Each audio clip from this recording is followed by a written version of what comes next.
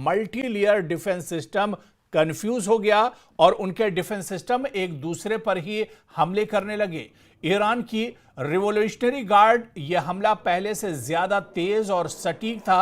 IRGC ने दावा किया है कि हमले में इजराइल के कमांडो और control system, command and control system को टारगेट किया गया है।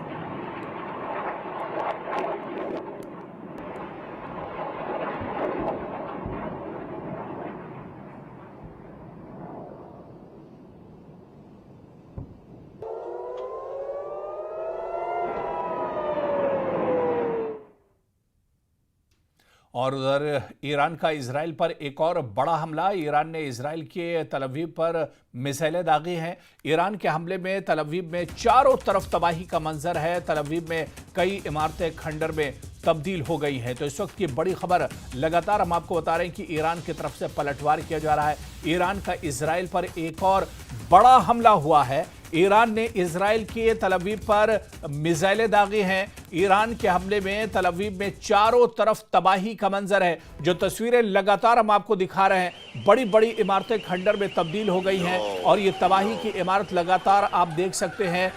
ईरान का मिसाइल एक अपार्टमेंट से आकर टकराता है और पूरा का पूरा अपार्टमेंट धराशायी हो जाता है, खंडर और मलबे में तब्दील हो जाता है। तो चारों तरफ तबाही का मंजर है। तल अवीव में कई इमारतें खंडर में तब्दील हो गई है और ये तस्वीर भी लगातार हम आपको दिखा रहे हैं। ये तल अवीव की तस्वीर है जहां पर इजराइल की ईरान के मिसाइल का निशाना और टारगेट ये इमारत बनी है और पूरी की पूरी इमारत खंडर में तब्दील हो गई है।